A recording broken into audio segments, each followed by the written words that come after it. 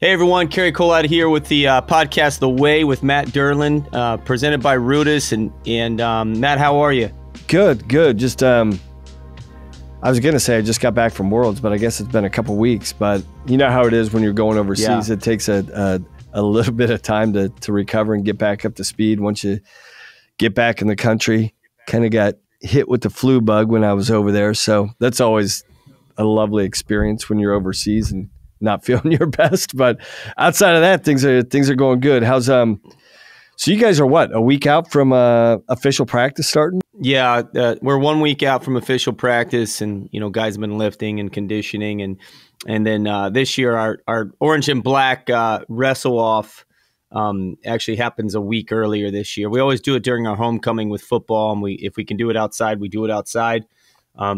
And we usually get a pretty good fan base there. And last year we put it inside because the rain came. But I'll tell you, right now it's like a dangerous. We were supposed to do a stadium run, and obviously we don't shy away from hard work. But it has been 97, 98 degrees. I actually think yesterday it hit 100 at one point, and my son's cross country team practice was canceled, or I think he had a meet, and the guys, they were going to run the stadium, but with the bleacher heat and stuff, I was afraid of somebody dying out there. So, but that's North Carolina weather. But it's been crazy this October. Yeah, it's actually, I mean, we were dealing with the same thing up here. We actually had school closed, I think, in the Columbus area for 2 days because of the heat index. So but then it's switched back to in the fall this morning, low mid 50s, waking up. So back to the normal Ohio weather. Well, for those of you who follow the podcast, typically Matt and I have been, pouring through some books and kind of relating it to wrestling and to some of the coaches who listen. And we also get questions. And so we thought it might be a good time to take a little break and just kind of answer some questions and kind of just go with it from, there with some of the experiences that we had. And I've had this question, Matt, more than once, and I'm not sure why I get it so much. I guess it's maybe an issue with at lower levels, but at all levels. But discipline, discipline in the realm, and discipline. I think when we're talking with the question was, obviously athletes have to be disciplined, but this question I got was, how do you discipline someone? And so when you're coaching college, it's different, right? You're talking about young men. Still some of them may still be a little immature. Some of them are still growing up, but they're not high school kids. They're not little kids. And so I thought it would be good for us to kind of answer it because I've had it more than once, and maybe you can share some experiences when you were, coaching at Penn State and Binghamton.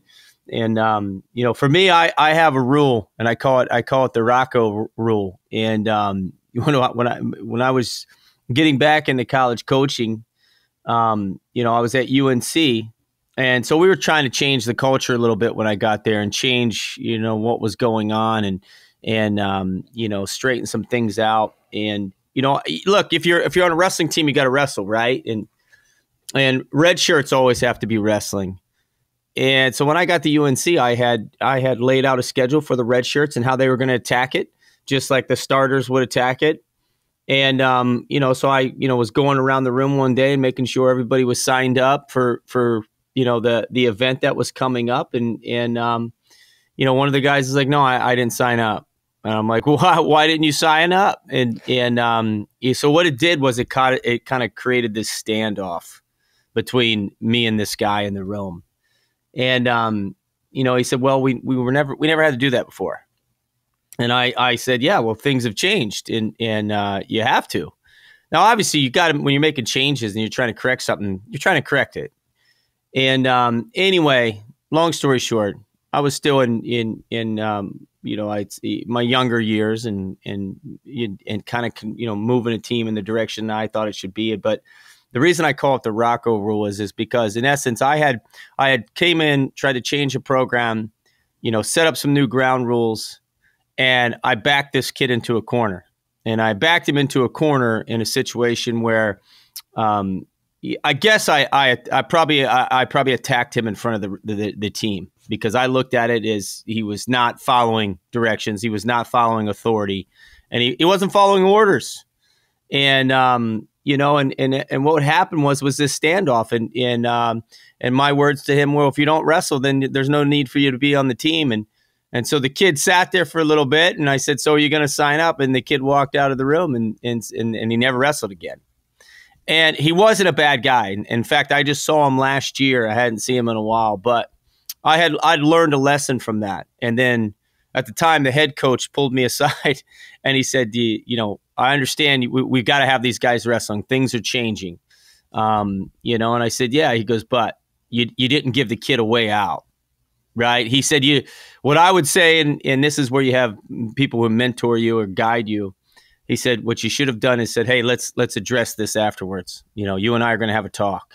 And then you have the opportunity to find out what's going on. Who knows? Maybe the kid literally just didn't have the cash. There's families that are struggling. I mean, that's a fact of life. And sometimes you may say to yourself, it's $30 entry fee, but then you have gas and you got to split a hotel and stuff like that. So, I had made the mistake of backing the kid in a corner. And from that point on, I've always learned that if I have an issue with a guy on a team, that I handle the things in private. That way I have a full picture of the situation instead of letting my emotions get to me. And I've really, with my coaching since that situation, has been much different in how I handle kids. When I have a problem, when it's somebody outside the boundaries of the team rules, or hey, there's an event, how come you're not competing in it, or whatever it may be. And so I've always called it the Rocko Rule, and him and I laugh to this day because I saw him the other day, and it's funny now, but I think had I handled it differently that day, Matt, I think that kid would have still been on the team. I think had I taken him, aside and talked about it privately, we'd have a situation, because you never know, right? I mean, we all wake up. There's days you wake up in a bad mood, and somebody says the wrong thing to you. You may not react the same way if it's an hour later and you've had time to have your cup of coffee and relax and get situated. I don't know if you ever ran into a situation like that, but I will say, when you have a situation, make sure if it's appropriate, you address it privately, and make sure you have all the information before you start attacking someone. Yeah, I think it's just, when we're talking about discipline, and I think we could probably break this podcast up into maybe 3 or 4 different episodes as far as specifically breaking down what discipline actually entails. Now, when we're talking about in the room accountability and just basic structure and following, basically it's following orders, right? That's what it came down to. And I think when you and I were growing up, it's just like, it's more militaristic. It was more militaristic. It's like, hey, just do what you're told, right? Whatever the coach says, do what you're told. Don't question it. Just do it. And right. But I also think it's especially when you're younger and you're new to a program and you're trying to what you were talking about, set a new standard, change a culture. It's easy to fall into the habit of just like more militaristic, like hard line, like do this, don't question it. And I think when you're younger, it's easy to rationalize, like, yeah, this is the way things should be done. It's very simple. The conversation is very simple in your mind. Like, it's black and white. We need to be wrestling. If we're going to get better, you need to be wrestling. Or this is the way you need to train, or this is the way you need to lift, or this is you need to manage your weight. And it's like a lot of times we draw, and I think it's something that a pitfall that a lot of coaches fall into is like they base it off their own individual experience and how they're wired and how they were trained and how their mentality is structured. So it's just, and I'm sure you were, for the most part, Cary, kind of that guy, like whatever the coach says, I'm going to do because he's the coach. I'm the athlete. He knows better. He's in a position of authority, but you understand I think you can get short-term results with that approach, right? Like, just do what I say. Do what I say. Don't question anything I do. And I think the way you train and the way you're wired, you're going to raise the tide very quickly. But I think if you're looking and really looking towards that long-term growth, that long-term production, I think you've got to open your mind and understand, the way you communicate discipline to the group maybe one way, but also the way you address individuals and get them to buy into your level of accountability, your type of discipline, right? Right. It takes a little bit more effort. And I think as coaches, one thing that probably the one trait that we all lack to a certain extent is patience. You feel like you've got so many things that you want to accomplish in such a short period of time that, you feel like you don't have the time to really invest even 30 more minutes into a conversation. It's just like, no, this is important. This is just black and white. We need to wrestle. To get better, you got to wrestle, right? Why do we need to discuss this? And so I think it's easy as younger coaches. And I think even when I was 15 years into coaching, like I'm still deconstructing myself and like trying to break down, and I still made mistakes, right? But I think the right intention was there. But I guess to your point, yes, I mean, the way you're talking to kids and the way you understand their personal situation. And I think it's very easy as coaches to, and I think we talked about this in one of the books with some of your young coaches, like how easy it is to forget what it's like being an athlete when you become a coach, right? Yeah.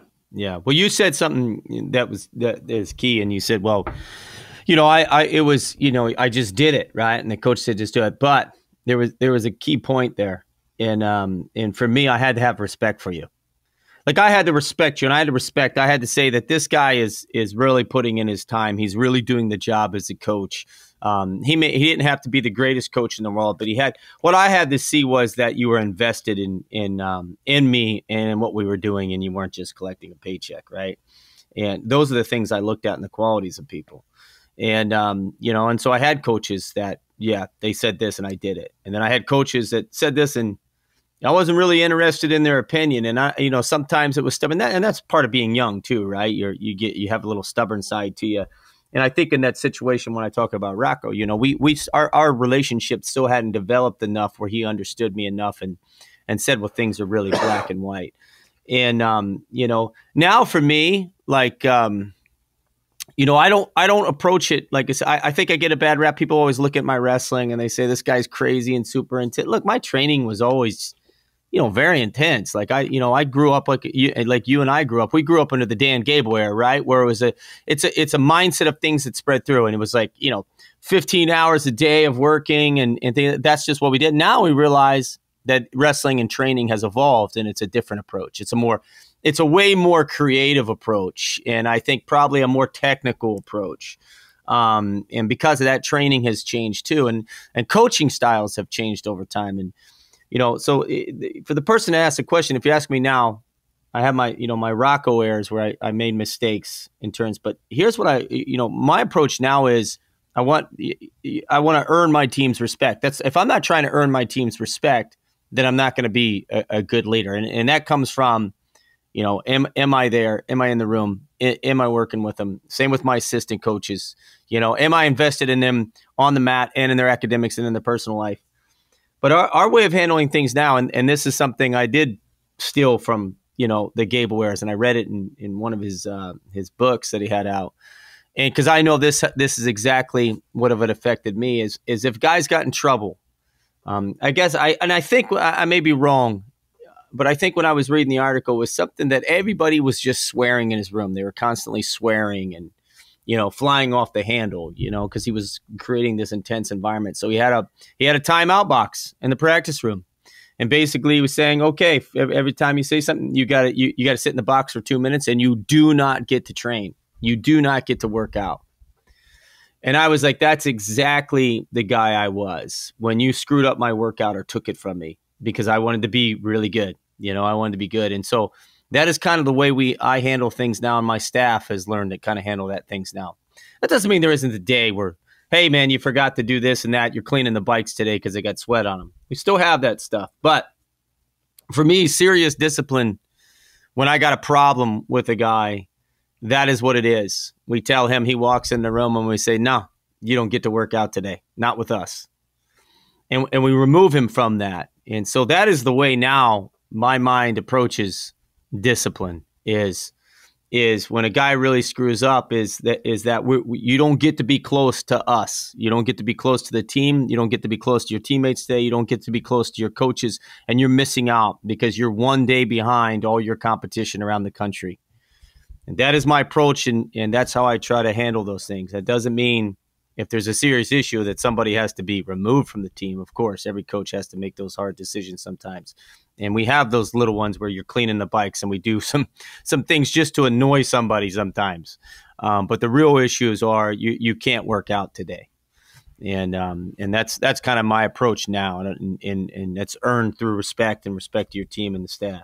Yeah, I think what you were touching on, even though the eras change and the way you train and the amount of knowledge and that you put into your training system, I think fundamentally effective discipline has always been the same. Effective discipline is born on the heels of establishing a relationship, right? And I think a lot of young coaches, they jump past the relationship part and just get into like follow my orders part, right? Where again, I used to tell my guys all the time, like, hey, the reality is I'm the coach, you're the athlete. So you have to do what I say, right? But if you're just doing what I say and not believing in what we're doing, it's kind of pointless. So to get to that point, and I don't care what the era was, like, I know the one thing about Gable is like all those guys would run through a wall for him, right? I mean, that was the thing. Right. Like, Gable could move mountains, and he could make guys believe that they could move mountains. And how do you get to that point? Well, obviously he established a meaningful relationship with these guys. Obviously, at a certain point when you start reeling off national titles year after year after year, it's a lot easier for the guys to buy in, right? Because they've seen the past successes.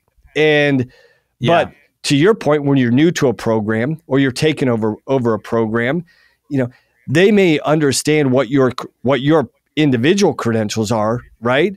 But they haven't seen anything meaningful from a team perspective about how your system, how your philosophy, how your level of discipline equates to success. So you have to establish that level of relationship with, hey, I do care about you. I'm committed to you. I don't care if it's I've only been here 1 week or 10 years. Whatever I do, however I communicate initially to you and establish, that level of communication, that level of rapport, and that opens people up then to being disciplined, or to a level of accountability. Yes.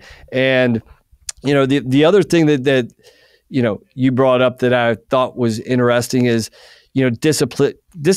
disciplining people for the language that you're using. And, I had like a no cussing policy in my room, not because I didn't cuss myself. I did.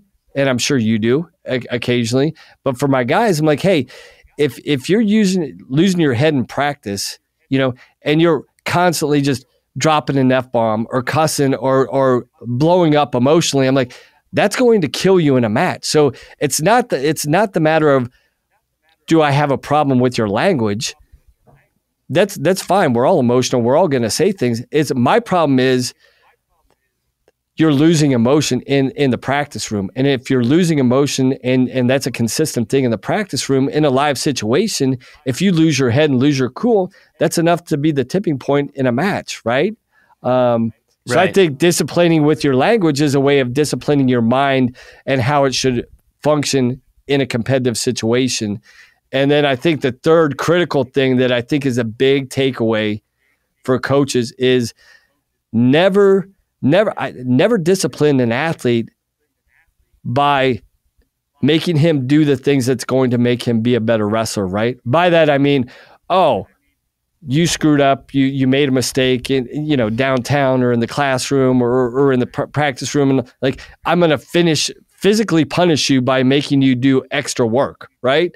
Like, no, we want guys falling in love with the work. So why equate work with punishment, right? To your point, take away the thing that they're truly passionate about. They want to be in the room. This is the thing that they live for every day. And if you deny the thing that they're the most passionate about, like, that's going to be the most meaningful form of discipline because it hits at their heart, their gut, their mind. Like you're taking something that they feel is the most important thing in their life, and you're taking away from them. I mean, that's going to make them think, right? Well, yeah. So. You know, back to that. You know, there was a situation I had with, it was, you know, a different coach and his team had lost. And so, and I was, you know, I'm always asking for ideas when I come across different athletes and stuff. What was different about your room? What was different about your coach? And see if there's things I can implement. You know, you know, what made your team, do you think, successful? What were the negatives? You know, and you want to know the negatives too, because you want to make sure you're not doing the same things. You want to know what a generation of kids respond to and how they change and how they think. And he said, you know, the one day, coach, we lost the duel, and then we had to be up at 7 a.m. and then he just ran us, you know. And I think you're going back to an older style where everybody was doing that, right? And I don't think there was, and that was a different type of person. We're talking generation of baby boomers who had kids, and, you know, I mean, so it's a different era, and people do change. And so his thing was, we got run into the ground over this loss. What I want to know is back to what I'm saying, how I handle things now, is that if you've suffered a defeat and you know the answer to defeat, was it, you know, did we perform poorly? We just weren't motivated. You know, the momentum got on their bench and we just never got it back. What I want to know is that I'm not waking my guys up at 7 a.m. They're in there already without me having to do it. Then you know you have the right people, and you know you're establishing the right type of program. And, you know, for us, for the most part, that's happening. It is happening, you know. And I think if you go to the most successful programs who have a lot of history, that's happening there too. Doesn't mean there's dips and slides. But I think that's what you're really looking for. Now that gets to a different side of discipline, right? The question was, how do you handle a kid breaking the rules?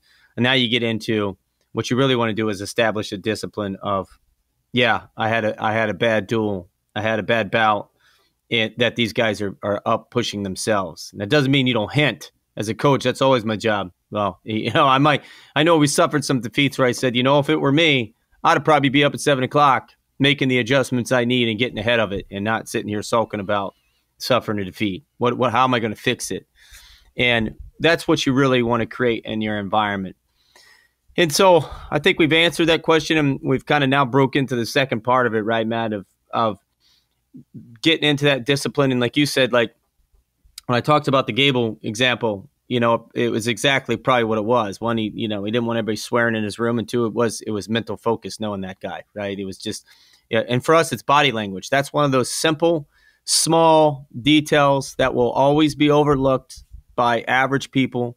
My staff and I stress it all the time, because if we're running around the room and, you know, we just got done with, you know, a 10, 12-minute go, and you're laying on the mat, or you're bent over trying to breathe, you're not finding that extra conditioning to keep yourself moving and head up and get into a light jog before you hit the water cooler. And you're allowing all your emotions to come through.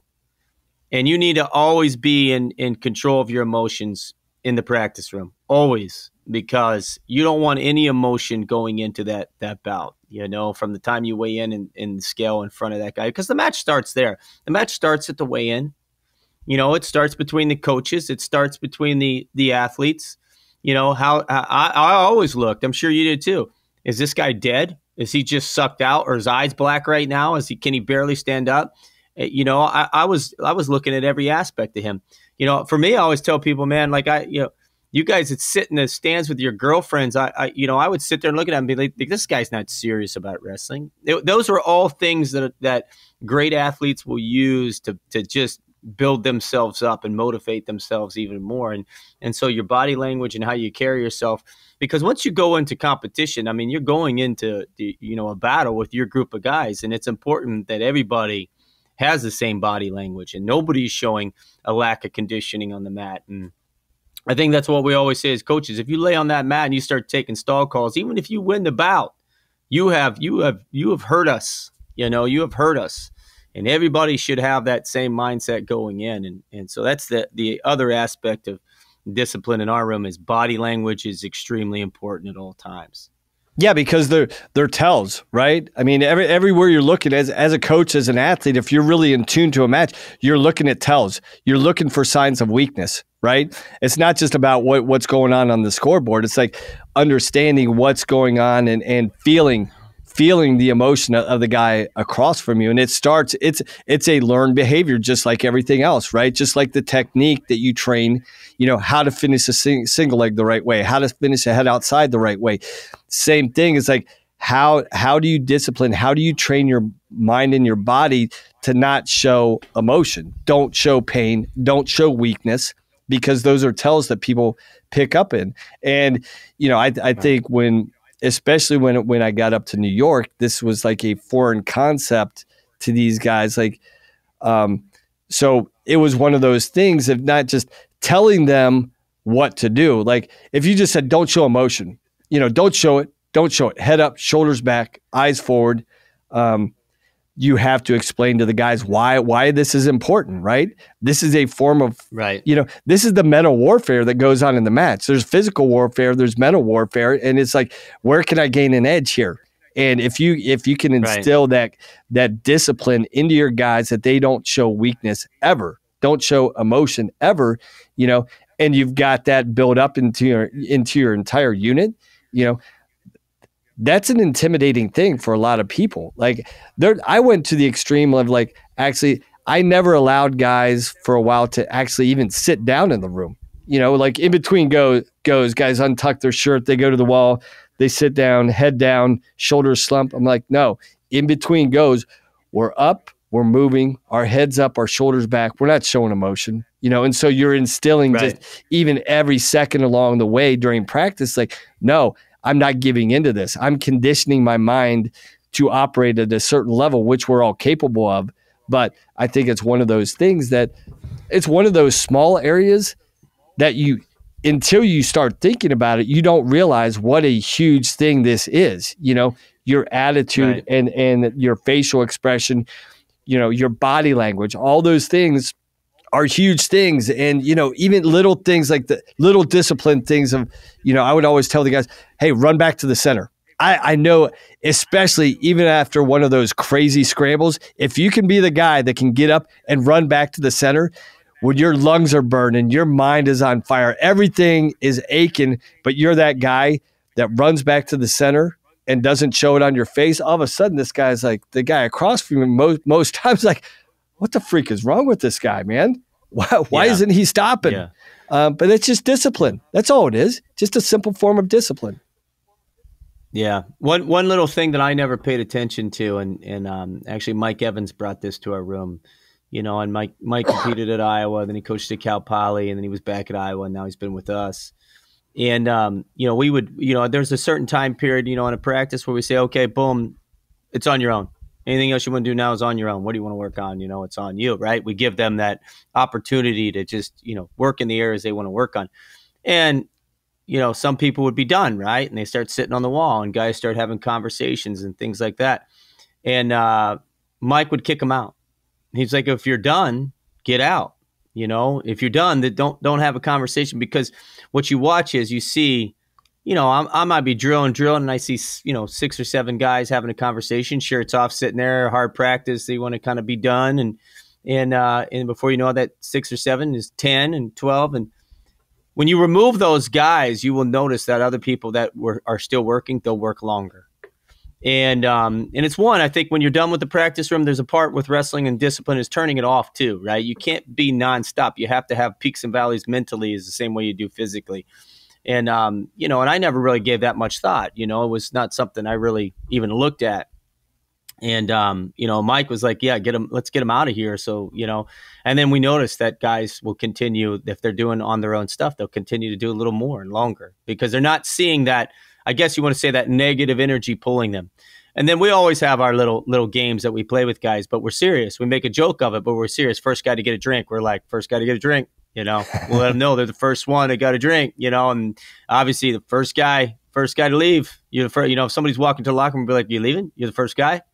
And those are the things we do in the right manner. And we do it in a joking way, but it does set the tone of, you're the first one. just so you recognize that. And that's, you know, when you have a program moving in the right way, those things are good. Yeah. So I think that, you know, that's an interesting point that Mike brought up, is like, know when the work is done, right? But also, you know, instilling different things like, hey, there's people working. If you want to be that guy that steps up, yeah, just understand you're that guy today. Doesn't mean you have to be that guy tomorrow. But I think really kind of what we were saying, we kind of like got away from the original question, is like, how do you actually discipline guys in the room? And I think we can open that up, because I do think, you know, I do think, Cary, there's a time to go to the whip and there's a time to raise your voice.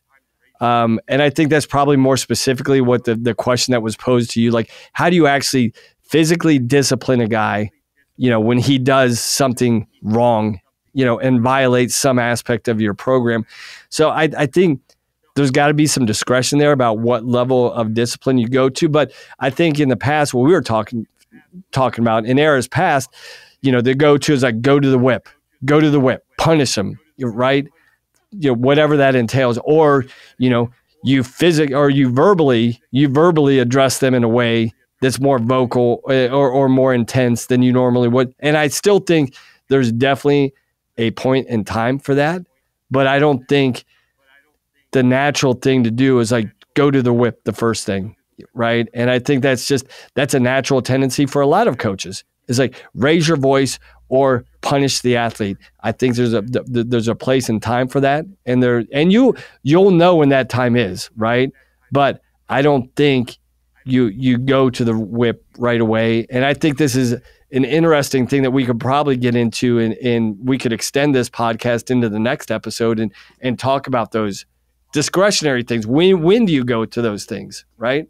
Yeah, yeah, you're right. We kind of got off and went in different directions of what the question was, but I think everything we talked about was important. And like I said, for me, I always remember the Rocko Rule, and make sure you know what's completely going on with someone before you back them into a corner. You got to give them. Sometimes you got to give somebody a way out.